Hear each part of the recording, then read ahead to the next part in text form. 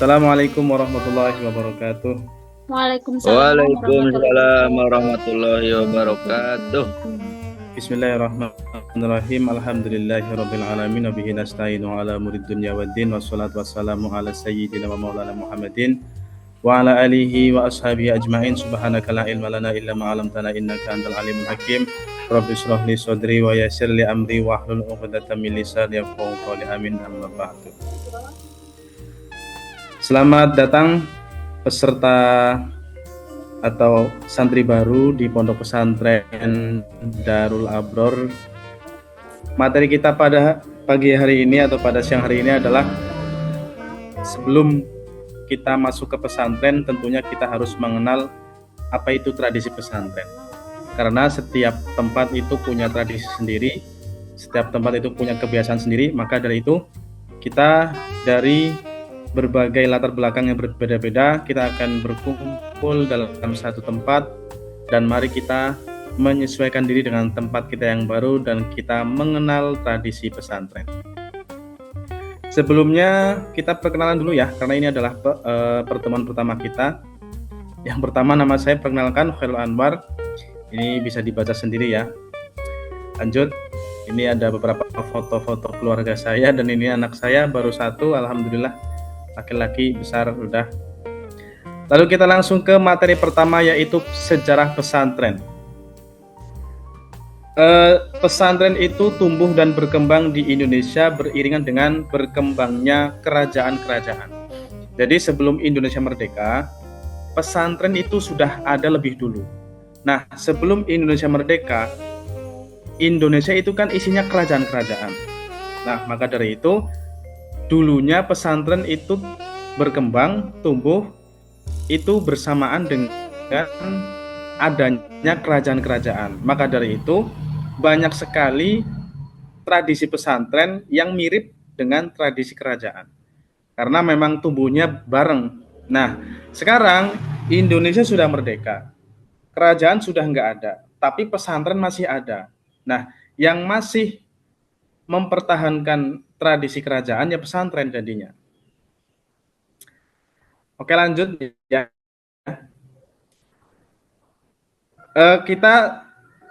Ketika kita memutuskan masuk ke pesantren, maka masyarakat akan menganggap kita adalah seseorang yang sopan santun, rajin ibadah, pintar ngaji, memiliki bahasa yang baik, dan pakaian yang sesuai syariat. Nah, maka dari itu apa? Kita punya PR untuk mewujudkan anggapan masyarakat itu. Maka saya berharap untuk teman-teman sekalian yang sudah memutuskan masuk ke pesantren, maka kita harus punya kelima anggapan masyarakat ini kita wujudkan dengan baik. Minimal 5 ini. Selanjutnya, kita mulai dari adab santri. Adab sesama santri. Yang pertama tentunya saling menghormati, terus meminta izin ketika menggunakan barang orang lain, menggunakan sapaan Kang. Kalau di pondok pesantren Darul Abror, mungkin di pondok pesantren yang lain mungkin beda. Menggunakan sapaan Mbak kepada santri putri. Jadi ini berlaku tidak hanya dari junior ke senior, begitu pula sebaliknya, dari senior ke junior. Walaupun seniornya memanggil juniornya juga diawali dengan Kang. Misalkan namanya Febri, Kang Febri tolong ada Kangnya, walaupun dari senior ke junior. Begitu juga dengan yang putri. Sapaan Mbak itu bukan berlaku hanya dari junior ke senior, tetapi juga sebaliknya.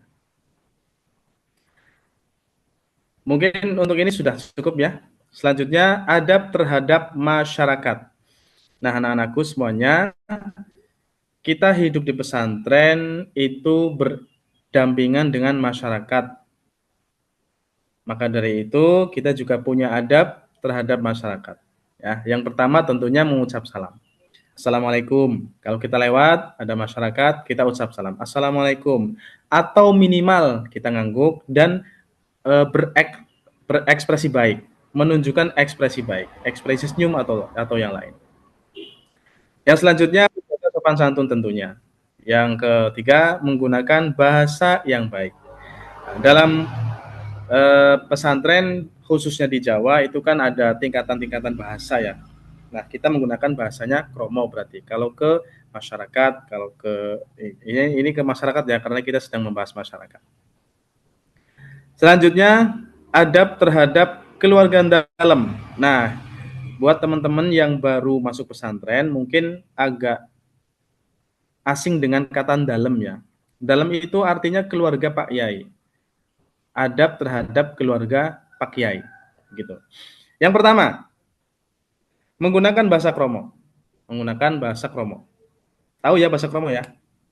Halo teman-teman, anak-anakku.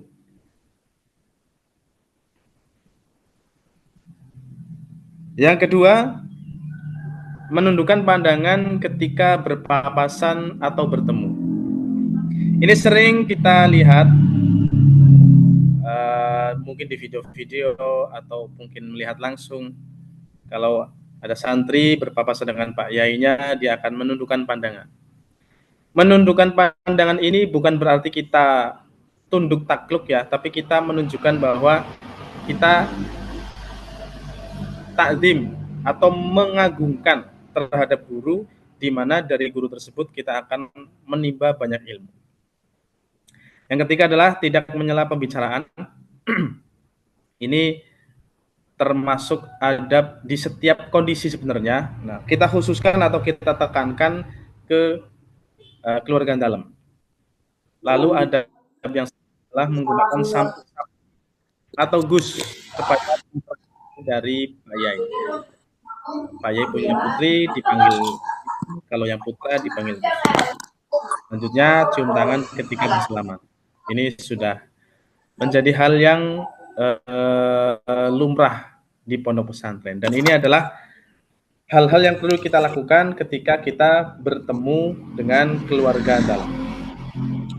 Sampai di sini dulu mungkin ada pertanyaan anak-anakku sekalian, bagi kalian yang akan mondok di pondok pesantren kedepannya mungkin 3 tahun, 6 tahun, ini permulaannya. Apakah ada pertanyaan dari hal yang sudah saya sampaikan? Diperbolehkan, silakan. Satu saja nggak apa-apa. Tadi Pak, izin bertanya Pak. Tadi ada silakan. sapaan Kang itu sama kayak orang Sunda ya Pak ya? Oh, begitu ya.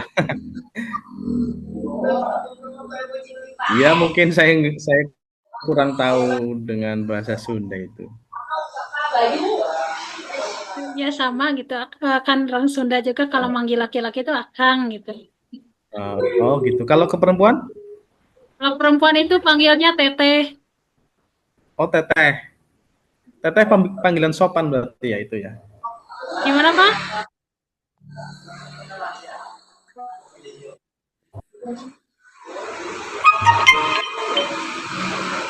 Ya Pak, silakan dilanjut Pak.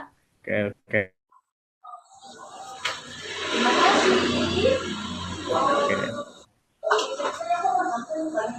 Ada lagi yang mau ditanyakan? Kalau tidak ada kita lanjut. Ini dia. Adab ketika sowan, kan sowan itu kan bahasa santri ya. Sowan itu kita bertamu kepada guru. Itu sowan namanya. Kita sowan, bertamu kepada guru. Nggak harus kepada guru sih, kepada seseorang yang memiliki derajat lebih tinggi daripada kita. Bisa ke guru, bisa ke pejabat, bisa ke kiai, apapun itu namanya sowan. Atau ke orang tua juga namanya sowan. Nah, ini saya bacakan ya. Yang pertama tentunya memilih waktu dengan tepat, mengucap salam dengan dan mengetuk pintu dengan sopan, jangan digedor-gedor, yang keras nggak boleh, kurang sopan namanya. Terus menunggu dengan sabar, ya.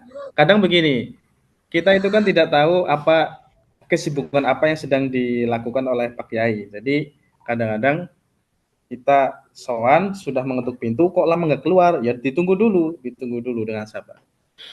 Terus kalau sudah keluar kita cium tangan, sungkem. Cium tangan yang dicium